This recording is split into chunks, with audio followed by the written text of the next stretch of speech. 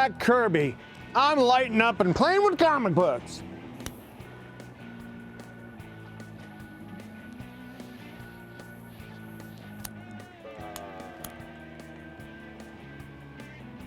You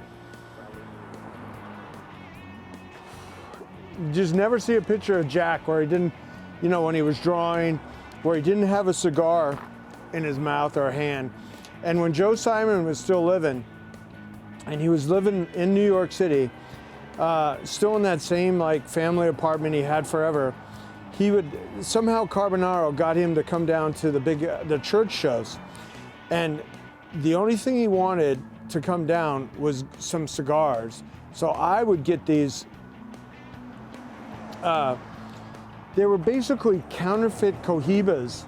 They were made by the employees that would smuggle out, you know, an amount of wrappers and fillers and make them at home. And these people are making like $30 a month. So they could sell the bundle for like $30 and double their income. So those are the ones that Joe Simon got hooked on in the last years of his life, and that was because of me.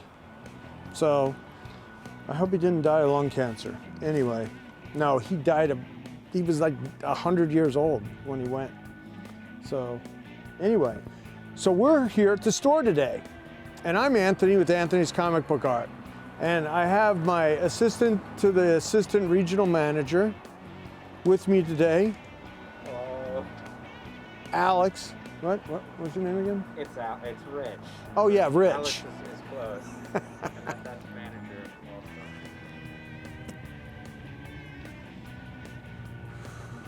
also. Anyway.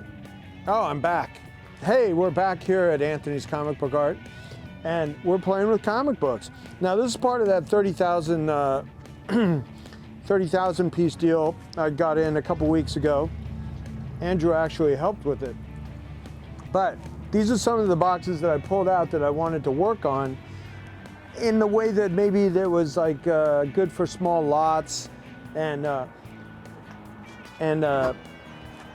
$2 or $3 books, and then maybe some dollar books like these Lone Rangers.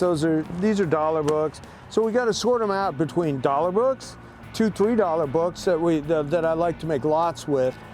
You know, I make five piece lot. They're $2, $3, $10, and they sell really well, right, Rich? Yes, they do.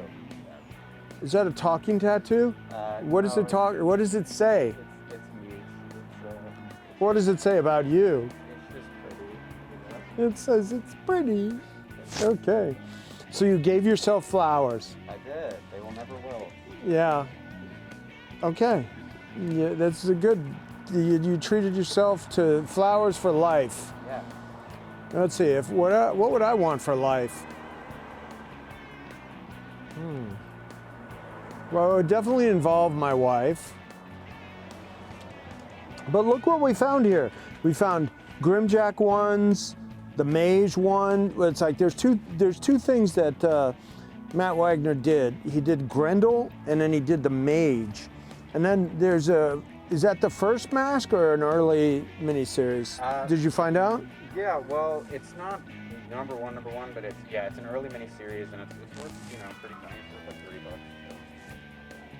$3. And that's the number 2. Yep. So we're looking to make sets of those, maybe make sets of those.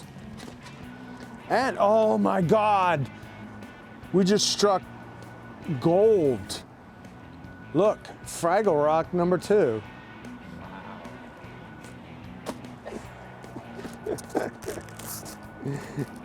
Is there any number 1s? Now is that Gold Star?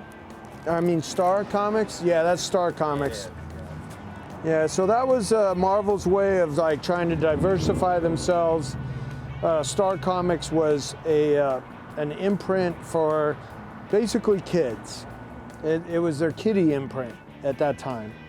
So it was, you know, they had Fraggle Rock, they had what are some of those other ones? Top Dog was in it, and a knockoff Richie Rich. What was that guy called?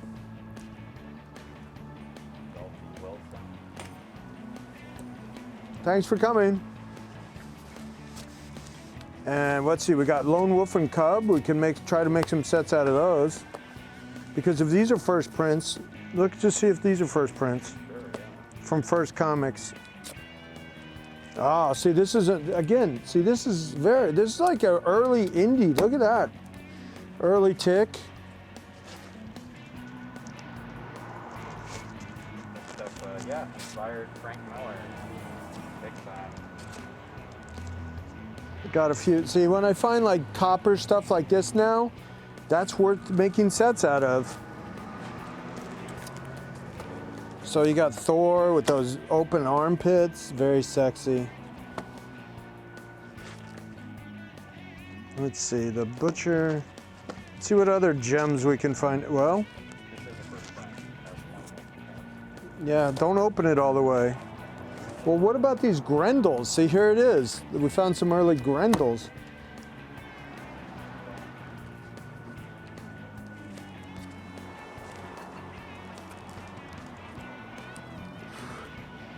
I have a really good story about the Comico sampler, the first appearance of Grendel, the cover art.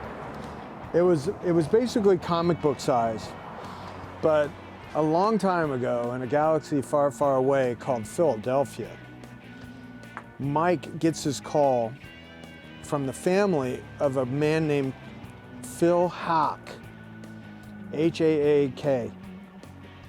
And this guy was one of the first guys, from the early 70s that organized fan shows or small comic book shows. And so he would have these artists like Starlin and Perez and they would come and do sketches for him. And unfortunately, the man passed away in his home. Now, he didn't have a lot of contact with people, and he was there for a while. And the neighborhood had gotten pretty bad. So a bunch of crackheads took over the house with his dead body still in it. And they're just like walking over it. And they stripped the house out of everything they could that they thought was valuable, like, the TV, piece of shit TV. And in some corner of that house, there was a portfolio that had original artwork, comic book art in it. And it had the first appearance of Grendel, the Comico cover. It had a Buckler FF cover that was one of the ones I wanted to keep as a kid that we sold. And it had a Cockrum X-Men cover. So right there between those ones was about $100,000. And this was, it must have been, it feels like 20 years ago. 20 years ago. So while all these crackheads were trying to strip the copper out of the walls, they didn't realize that this guy had, $500,000 of art stuck in the portfolios in his house. And when they got his body out, you literally went like,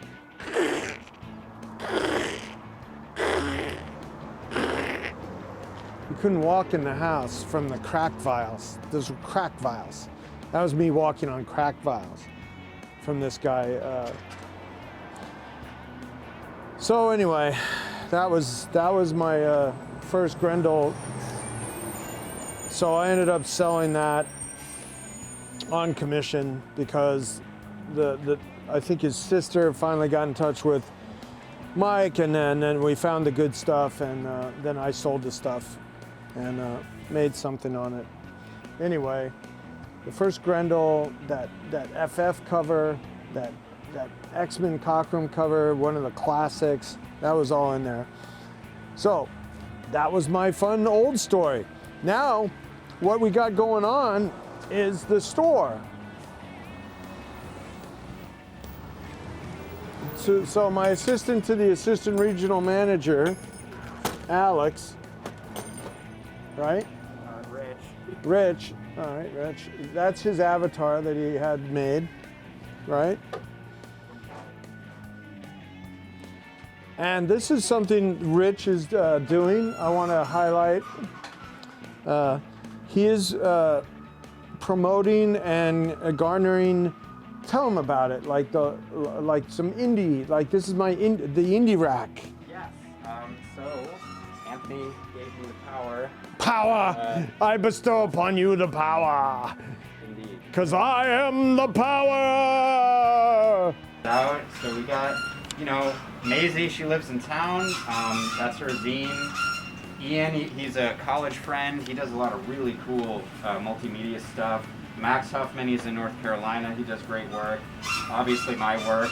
Project Neosis, there's some ex-Deadpool guys working on this one. So yeah, it's diverse. It's coming along. It's very exciting. It's the dream, helping out artists. Yeah. Come by, support local artists. Should I? Oh, do you want it? Do I?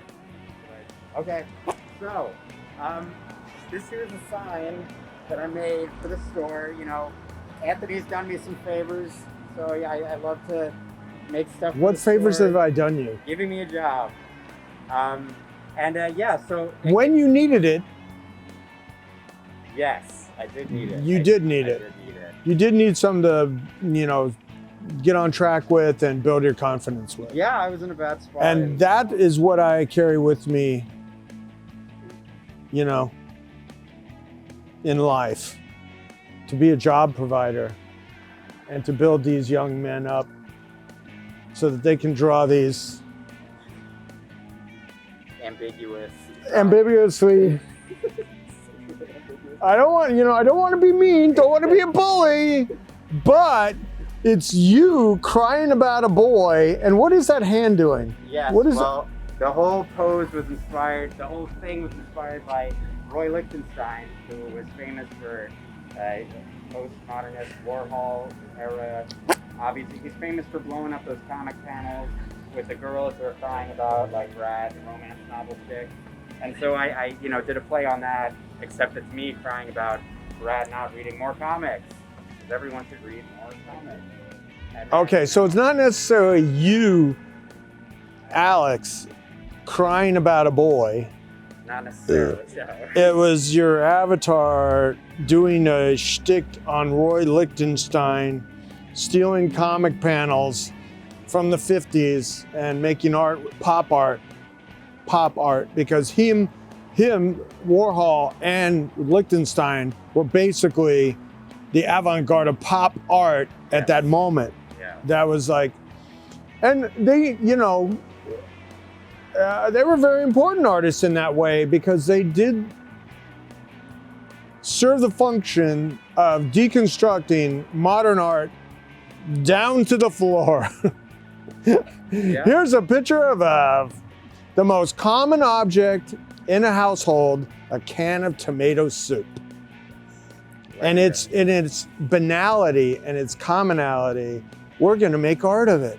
Oh, and everybody's gonna be famous for 15 minutes. Yes, the commodification and commercialization of art. It was a big statement. I'm not big on it. I'd be hard pressed to think about it as far as my art history goes. It's like who actually spearheaded making a piece and making prints out of it and selling the hell out of those prints right away, as far as Andy Warhol. And he himself even called it the factory. I mean, because whatever inspired him or hit him, and he did that and put that out there. And there's a very famous scene in Urban Cowboy where they actually go to a Andy Warhol type party, an art happening type party. And it's pretty cool. It really gives you a look into that moment, that scene, if you ever want to watch that movie. And so we're talking about stuff right now. And that's kind of cool because I like to talk about stuff, not just, let's say we're talking about subjects right now, not just art or comics that I have available. And I want to do that more in these reviews because I think I have a lot to say. Right, Rich? Right. We Sure does.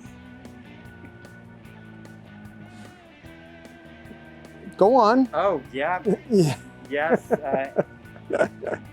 All right, so that is your tribute to Liechtenstein, but I thought it was, you know, some kind of a swipe left thing. I don't know. Yeah, if you don't get the reference, it looks a certain way, and I don't mind that either. Okay, Guys out there. because he's very comfortable with what he is, and so am I. You know, we're very accepting in the diversity. We are an equal opportunity employer. He loves the source material. Now, this kid actually graduated from School of Visual Arts with a degree in what was your degree focus? Cartooning. Cartooning. Yeah. And there's his first public display of cartooning on my store.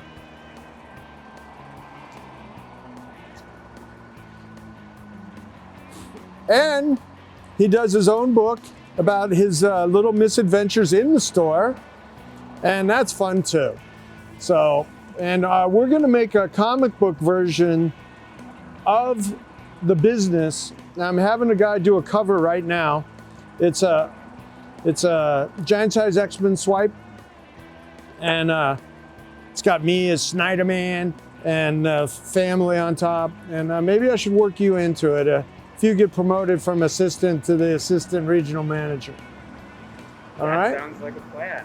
All right. So this space. Now let's get down to the brass tacks and business aspect of it. This space that you've given these independent artists in my store, which I pay for, and cumulatively my rents are over $10,000 a month.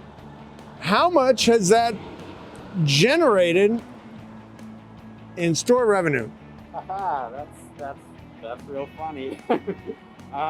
We sold one book from the new guys. I've sold several books over time. How many? Like a dozen or so, and Anthony gets his share. Where? Where's my cut? It's in the register. No way, really? Yeah. So how much percentage do I get? It's an honor code system. You get 20%. As per our 20%? That is not what we talked about. I'm supposed to get half. It was a verbal agreement. Half. I should have gotten it in writing, but it was a verbal agreement. I should be getting half. Diamond Distributors sells books. You know, if it's a $5 cover price, the stores are paying like $2.50. Connect me with Diamond. I don't know if they're even like still viable right now. I don't know. All right, so this is Alex, the assistant to the regional manager,